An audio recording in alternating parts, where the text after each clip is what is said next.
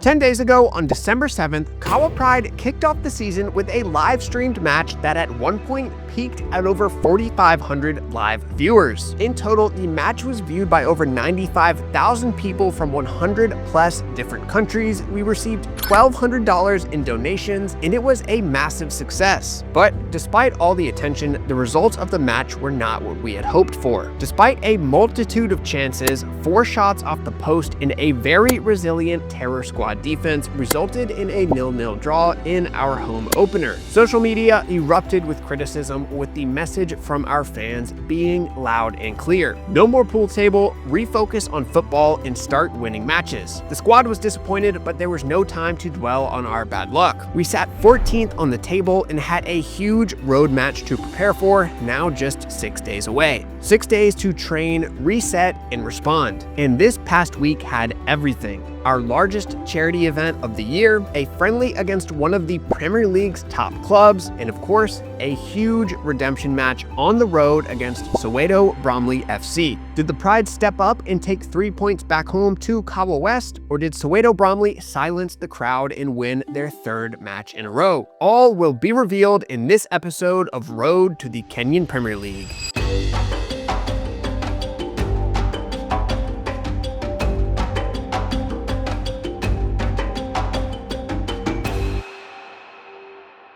What's up, everyone? I am back with another huge episode, and as always, if you want to support this project, there are 3 main ways to do so. First up is the KPFC 10 for 10 deal. If your club works with JerseyBird on custom kits, you will get 10% off your order and another 10% donated directly to the club with a mention in our next financial report video. Second, if you want to grab a jersey, we will be restocking them soon. I apologize for the long wait, but you can sign up for notifications when we finally have them back in stock. And lastly, if you want to contribute a small amount each month to the club, join our Discord, as it is the community headquarters for the entire organization. I will link all these options below. Thank you for your support. Now back to the video. The first major event of the week was a visit to the Grace Community Children's Home on Tuesday, where we planned to serve over 200 meals to the children and members of our community. This children's home specifically is special to us because not only is it right down the road in our community, but one of our star players last season, Chris Ndungu, grew up in this home. We actually initially found him when he was playing for Grace Community in a 2013 children's home tournament that was put together by our organization, and he's played for us ever since, currently on the U19 youth team. On Monday, the preparations began as Susan led a few lionesses through the market, picking up a huge list of items to make the 3 dishes that we had on the menu for the next day: pilau, which is rice cooked in seasoned broth, vegetable rice, and beef stew. Tomatoes, cilantro, ginger, garlic, onions, carrots, and a plethora of other ingredients and supplies were loaded up into our 3-wheeler and brought back to the clubhouse for preparations.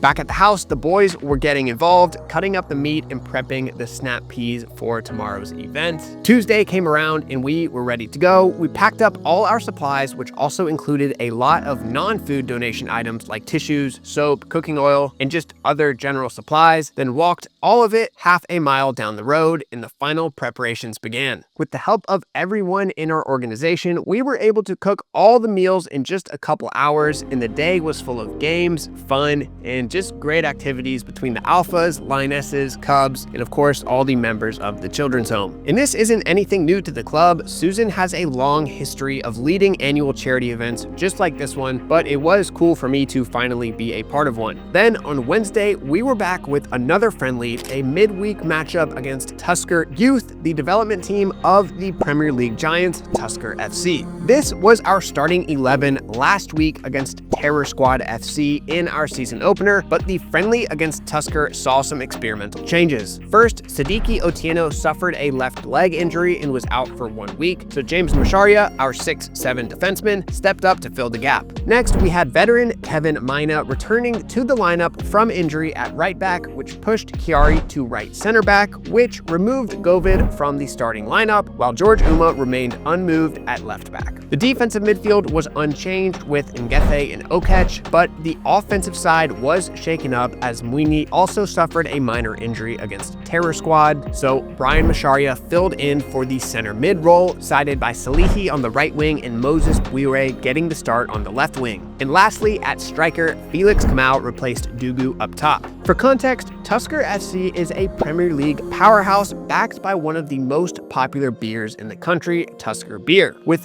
13 Premier League titles, Tusker is arguably the second most successful Kenyan club of all time, sitting only behind Gor Mahia when it comes to Premier League trophies. Their starting 11 consisted of their top youth talents and several of their Premier League bench, so we knew it would be a tough matchup. We were getting to play at their official training grounds, which, as you can see, are really nice, so our team was super hyped up to get the match going. The match started off with Tusker controlling the pace, and in the 3rd minute, right as we seemed to settle in, disaster struck.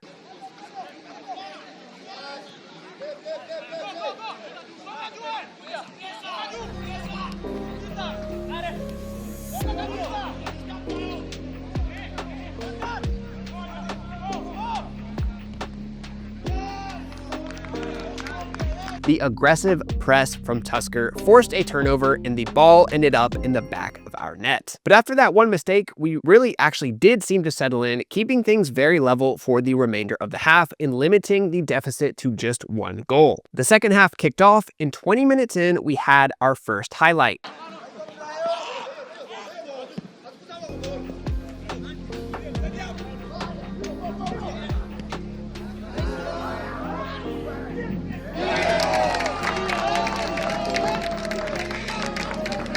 Ochieng won the 50-50 header, got it to Brian Macharia, who unleashed an insane cross-field pass to Kamau, who took 2 clinical touches and buried it into the bottom left corner. But in the 77th minute, we caught a bad break. Off a free kick from about 40 yards out, Victor Ashinga got a header on it, but it deflected right into Ochieng's hand, resulting in a handball in the box and ultimately a penalty for Tusker. Keeper Junior Manyao guessed correctly, but the shot was smashed into the net, almost impossible to make that save. But as the match was winding down and our team was feeling fairly satisfied with the 1-goal loss, we were granted a corner kick in the 90th minute, a last chance to tie it up.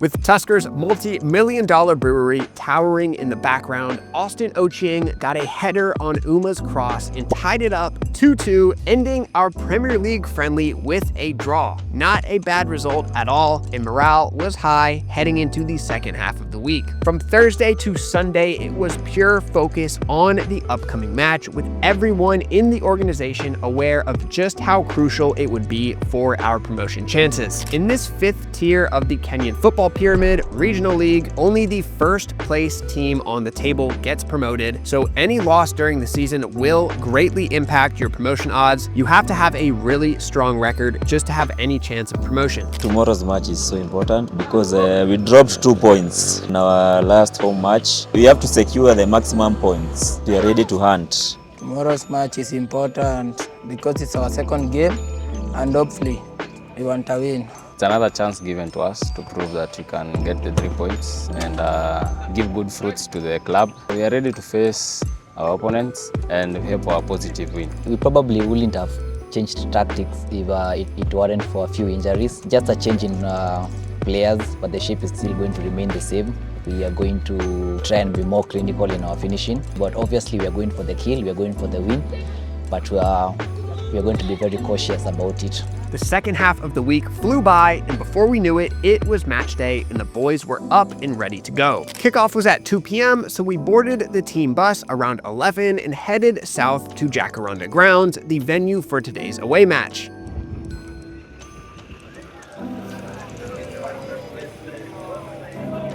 Once we arrived, Kim recapped our tactics and strategy one last time, and while we did play well last week, there were some adjustments being made for this match. It's an away match, so we won't have the same strategy. You must make sure you don't concede early. What will change is just maybe we'll be a bit more defensive and more aggressive at our away match. We also have a major announcement in the coaching department. Kim has officially selected John Zakayo to be our assistant coach. Zakayo, the 31-year-old veteran keeper with over a decade of experience as a starting keeper, stepped up for the club last season after our young star struggled with off-field issues. Zakayo has grown to become a leader in our community, becoming the goalkeeper coach for all our academy programs, while also coaching keepers at several schools in the Kahawa West area. Now joining Kim as our assistant coach, he will bring his decade plus of knowledge and tactics to the table, further strengthening our staff. The venue for today, Jacaranda, is an iconic league venue with history dating back over 2 decades. With an open space large enough to host multiple matches simultaneously, the pitch also consists of much darker soil and has bits of straw evenly spread across the field, greatly mitigating the dusty conditions that we saw last week at home. We were going up against Soweto Bromley FC, a club from southeast Nairobi, who were currently sitting 5th on the table with 2 wins and 2 losses. We don't have a ton of information on Soweto Bromley. We haven't played them before, but we do know that they are a very solid club with multiple years of regional league experience. For this matchup,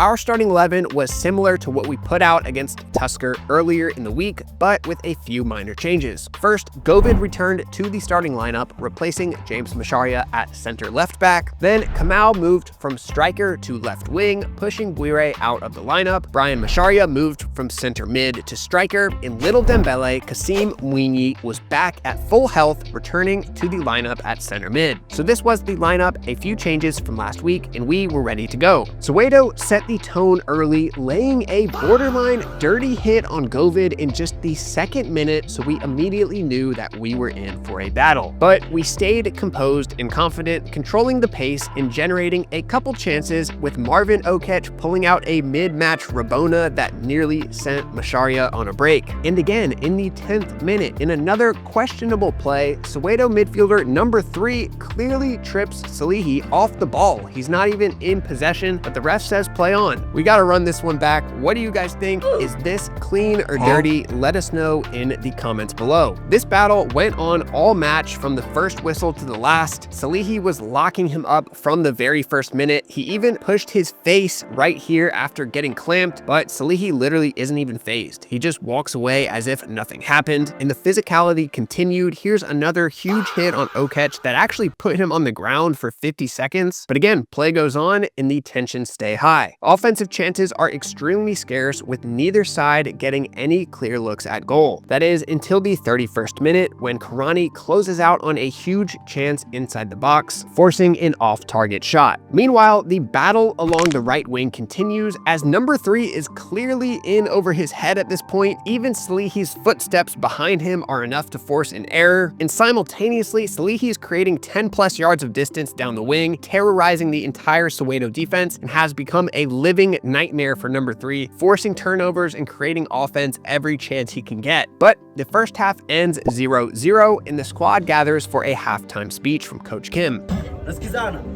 Wakiona ball to fight to me ball. Tukiwin ball. What are you doing with the ball now?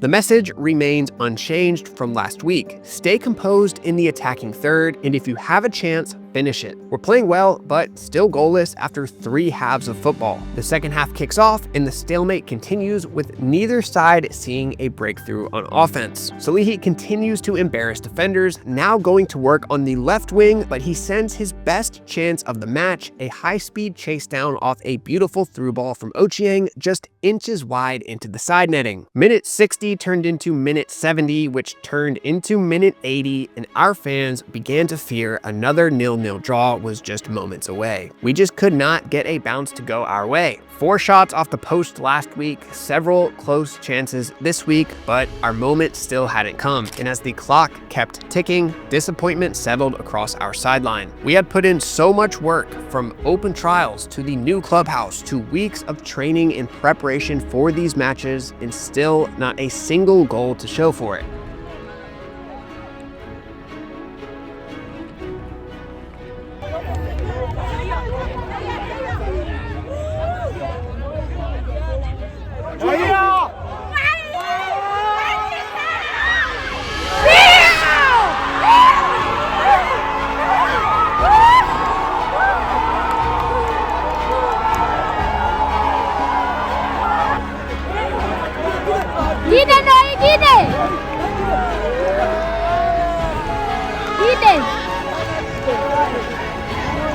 In the 82nd minute, Gideon Etyang had scored. Kahawa Pride 1, Soweto Bromley 0. It was just luck, by the way. I never knew I could score, but it was luck that made me score that goal.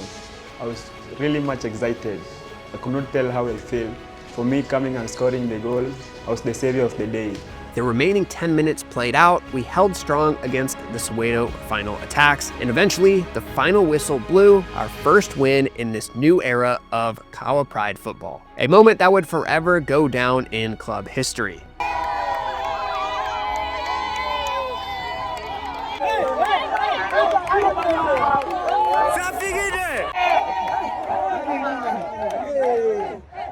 After the win, we packed up the buses and headed back north to Kahawa West to rest up. And it was all smiles on the way back.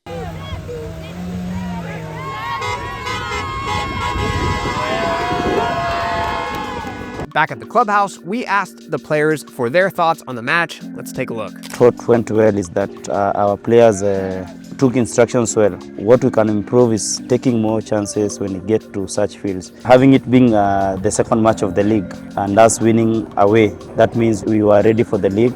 We had to redeem ourselves coming from the first match which we were supposed to win and we ended up in a draw. This win improved our morale and boosted our players' morale. It was the second game of the league, so a win was a morale to us. I think it was a massive win. Coming from a disappointing start from the first game of the season, I think we did well and we earned our 3 points. The importance of the win was motivate us and it push us to get to close number 1.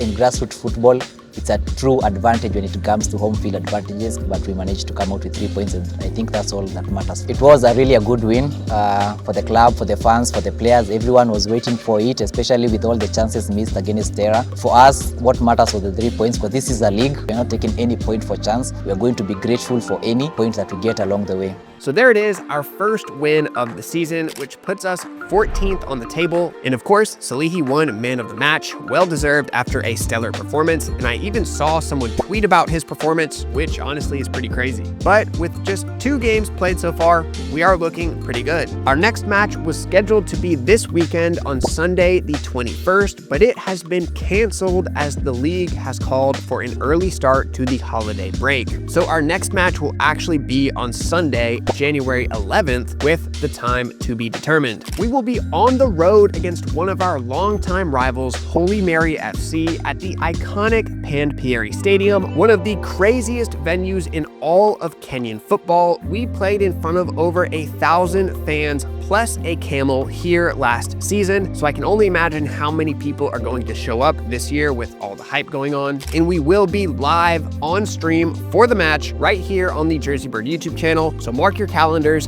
January 11th. Again, time is to be determined, but it will be our biggest stream yet. Of course, I will still be posting weekly videos over the break, so if you like the video, drop a like, drop a sub, and comment where you are watching from. You can catch new episodes of Road to the Kenyan Premier League every Wednesday at 1 p.m. Eastern Time. And as always, thank you for the incredible amount of support, and I'll see you in the next one.